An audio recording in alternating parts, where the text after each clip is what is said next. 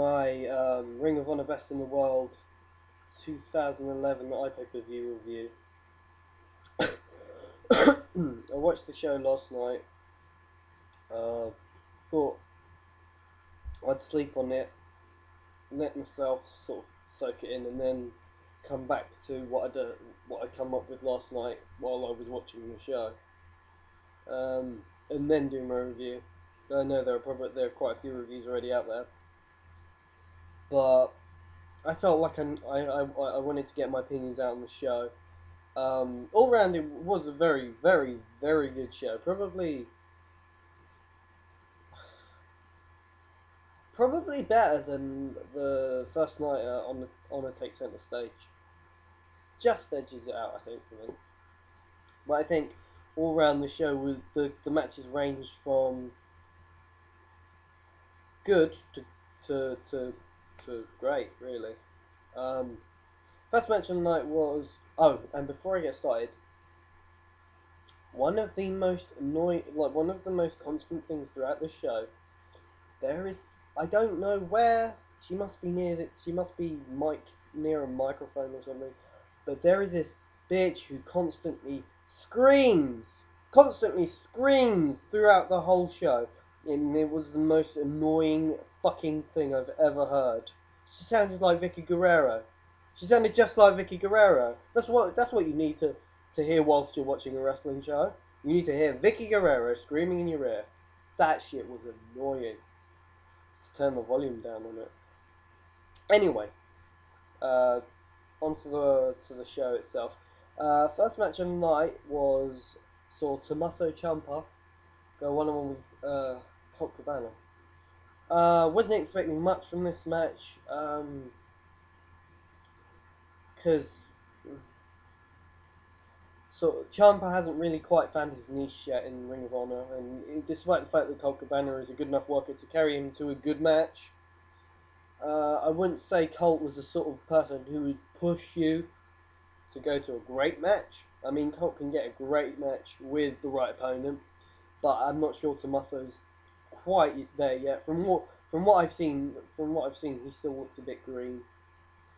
But he definitely showed a few moments of brilliance, and this wasn't a bad match. It was the worst match of the night, but that's not saying much, really. It was heading towards probably a 2.5, but the finish was very, very, very badly executed, and it felt like it came out of nowhere, which is an issue I have with most Ring of Honor a lot of Ring of Honor matches. The finish is it either feels weak for the match that came before it, which will come up again later in the review, or it comes out of nowhere. Finishes that come out of nowhere kind of spoil the match, and this finish sort of came out of nowhere, and it was badly executed, which sort of left a bad taste in my mouth. But all in all, it was a fair enough opener. The second match of the night was Jay Lethal versus Mike Bennett. Now, this match was better. This match was definitely better than the opener. You'd expect it from these two. Bennett actually showed some technical skills in this match. He was taunting the fans with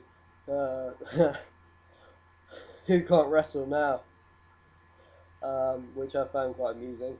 I'm a bit of a Mike Bennett fan. I like the gimmick, and I like the character. I think he's a better worker than most people give him credit for, and he's got a good look about him as well. He's got a WWE look, and his ring style is probably better than 90% of the WWE roster, which is a plus. So, I think you've got to have that. You've got to have one of those sort of guys in ROH. You've got. That's just the way it is. That's the way it has to be. You have to have one of those sort of guys. Finish work for me in this one. Finish was fine. Didn't come out of nowhere. Built a good match. And Jay Lethal. I didn't really say much about him. To start the match, there were quite a few Macho Man chants, and Lethal had a few moments where he paid tribute to the late Randy Savage, which was a nice touch. So Third match of the night, the street fight between Homicide and Rhyno. Now, considering this is Rhino's first outing in Ring of Honor, this was good. I think the stipulation obviously helped the match because I didn't think this would have been a good match otherwise. This would have been probably a pretty poor match.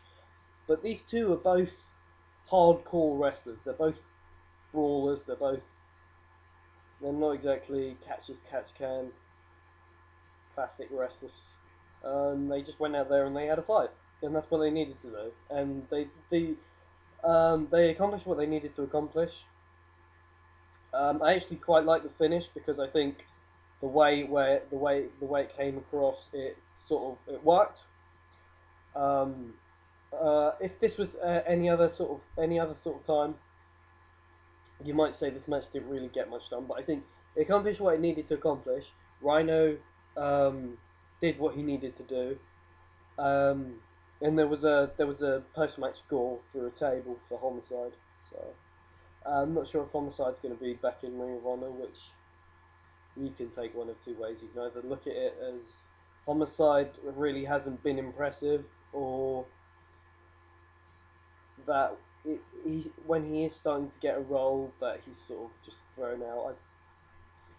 I'm not terribly fussy with Homicide. I've never been a huge fan of the guy, but if he's done, he's done.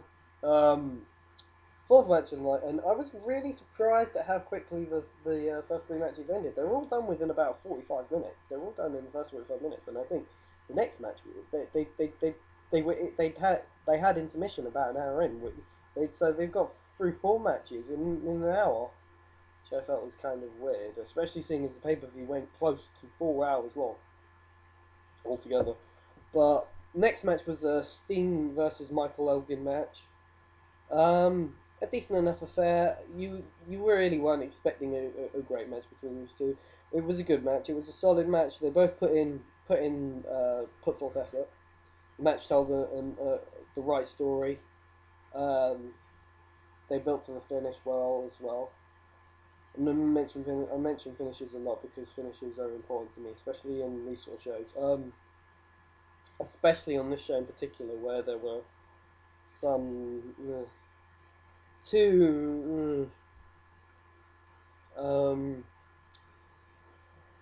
but what was obviously more important is what happened before and after the match. Before the match, Corino got on the mic and basically welcomed back Kevin Steen, and who was in the crowd, and he came down from the balcony and tried to come over the guardrail, and security was stopping him, and he shook hands with Cornette and then went back off into the crowd. The fans were booing. They wanted Steen. Obviously, that's sort of what this has been hyping to. And post-match, Kevin Steen made the save when the House of Truth were beating down Jimmy Jacobs and Steve Corino, and this was so well done. Steen came in, got on the mic, said that he wanted to tell all of the Ring of Honor fans, he wanted to tell Jimmy, he wanted to tell the boys backstage, he wanted to tell Corino, fuck Ring of Honor. Fuck Ring of Honor. And then he took out Jimmy Jacobs and nailed Steve Corino with a package pile driver. I guess Steen hasn't changed, but I think this was well executed. I don't think many people saw this coming. I, for one, didn't really know what to expect because of the way they said Steen hasn't changed, and this won't be the last we see of Kevin Steen. But I think it sort of holds off on the story that you can sort of draw it out for longer because of the fact that because of the heel turn. I mean, nobody's going to want to heel Kevin Steen in there straight away, are they? But yeah, Kevin Steen back in Ring of Honor. I definitely want to see that somewhere down the line.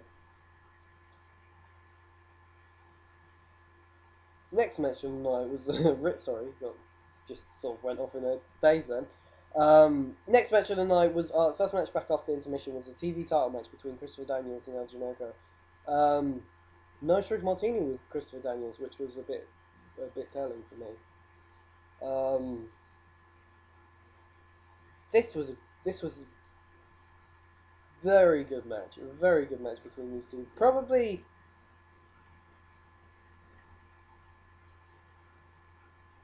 probably their best match that I've seen. It was a very, very good match. These two worked together very well. They pulled off and as like and one of the most important things in a wrestling show for me is that the show gets better as we go along. You had the opener between Ciampa and Cabana, which was alright. Lethal and Bennett got better. The street fight was well executed. Corino versus Elgin was sort of a step down from those two, but with the Steen stuff, I think that sort of would bump it up a bit. And then you had the Generico Daniels match, which was a very, very good match. Then that set, I think, this match set the stage well for the two main events. There was a nice spot where they were fighting on the outside. And Daniels whipped Generico into the guardrail, and Generico leaped up onto the guardrail and did a moonsault and landed on his feet. That was quite a nice spot for me. And Generico put in a great showing as ever. This guy's so over. It's not even fair. He really is. He's so over. Good match. Very, very good match. The first of the two main events or at least that's the way I saw it anyway. Sure, it's two main events. You had the tag titles and the world title. The first main event, the tag titles in the four-way elimination match. World's Greatest Tag Team versus Kings of Wrestling versus the All Night Express versus Briscoes Brothers. This was absolutely fantastic. This was brilliant tag team wrestling. What I was thinking as I was watching this, that there are very few companies in the world that pull off tag team wrestling as well as Ring of Honor do. They always have great tag team matches. They've got these four teams of all any of them, any of these four teams could do wonders in pretty much any company. They could do well in WWE, which they have done. The World's Greatest Tag Team have done in the past, and the Kings of Wrestling had a tryout match for WWE the other week. Any of them would do brilliantly in TNA. Any of them would do brilliantly anywhere. They do brilliantly in Japan. Kings of Wrestling have had success over in Japan, and Briscoes have a smattering. Disappointed that my boys ANX didn't pick up the win here. Bit of a spoiler. But I think I'm going to give the match away, the result away for this one. So because of what happens after the match, but there was a superb spot where Claudio and Kenny King were both on the top rope. And Shelton Benjamin just comes flying out of nowhere and just pulls off one of those typical Shelton, oh, holy shit, oh my god, I can't believe he just fucking did that moment. And he nailed them both with a T-bone suplex off the top rope. Double T-bone superplex. That was a really fucking, oh my god moment. But one thing I would like to say now, despite the fact that ANX did not win, World's Greatest Tag Team retained. ANX did not win. They had the MVP of the match for me, Kenny King. I knew the guy was good. I've always thought Kenny King was a future, well, potential world champion, at least in my eyes. But he proved it tonight. He's definitely got the technical ability to become world champion. I don't want it to happen yet because I love ANX and I think they deserve a run with the tag team titles, but Kenny King definitely showed shades of what he could be a potential superstar, a true superstar. The match, the finish, the order of eliminations, Briscoes were eliminated first by ANX, I believe. I can't remember who. ANX were eliminated second by the Kings of Wrestling when Hero hit Kenny with hit Rhett with the loaded elbow pad. And then the finish, oh god, if the finish had been better, then this match might have gotten a higher rating. But the finish was so weak. Oh, I was so disappointed. They bounced. The Briscoes tag team bounced. I think it was Hero off the ropes and nailed him with a double team spinebuster, and it looked more like a double team Alabama Slam, and a weak one at that. And that was it. That was it. And I was like, what? What? What? What? What is this? What kind of finish is that? It was a poor finish to a good match. After the match, Briscoes came out and they attacked World's Greatest Tag Team, and Kings of Wrestling just sort of sat idly by and watched it. But I'm guessing this probably leads. And then the ANX came out for the save. It probably leads to Briscoes versus World's Greatest Tag Team Part 2, and sort of prolongs the feud between ANX and the Briscoes. In my eyes, maybe they could do an 8-man where they have Kings of Wrestling and the Briscoes versus ANX and World's Greatest Tag Team. Who knows? But the heel Briscoes they are over as well. I think a lot of fans were pessimistic when it came to a Briscoes heel turn, but they've pulled it off so well, and the Briscoes have come across so well as heels. It's felt real for the first time in a long time. And that day one promo by Jay Briscoe, just brilliant. It's just brilliant. And then we get to the main event of the evening, the world's title match between Eddie Edwards and Davey Richards. Wolf versus Wolf. Probably going to spoil this one as well. But this was fantastic. These two men are both brilliant wrestlers. Two of the very best in the world right now. Eddie Edwards is so underrated for me. I mean, not a lot of people give him the credit he deserves, in my opinion. He was, and still is, a fantastic competitor. I honestly believe that if Davey hadn't been in the position he was in, where he was on his third title shot, and it was either do or die here, that Eddie would have had a longer title run. And I would love to have seen Eddie have a longer title run, but that was just not the case. Davey Richards, whilst I don't believe he needed the title, a lot of fans did. And whilst I don't agree with any of them, as I mentioned in my preview video,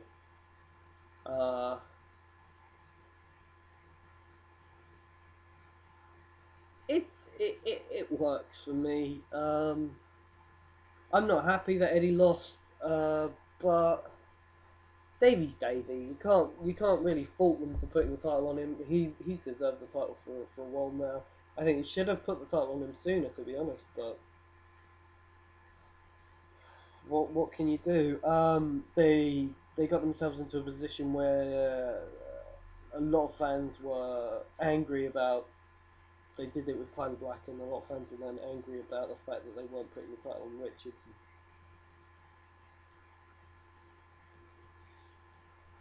It got to a point where it was slightly frustrating because I wanted Eddie to win, but I was so sure that Davey was going to win. And watching the match and thinking that, I kind of couldn't quite enjoy it as much as I wanted to. It was still a fantastic match. Don't get me wrong. It was a back and forth match. If anybody in any of you ROH hater bots, they want to go and say that the Ring of Honor matches don't have psychology, they don't have stories. Watch this match. Tell me this match doesn't have psychology. Tell me this match doesn't have a story. Tell me this match is a spot fest, because it's not.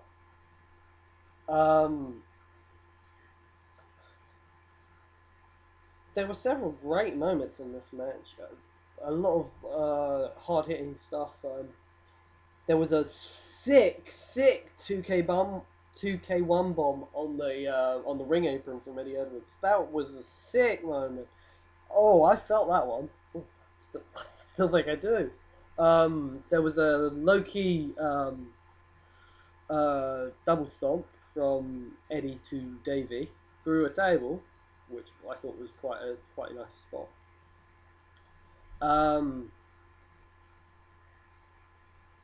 And the finish.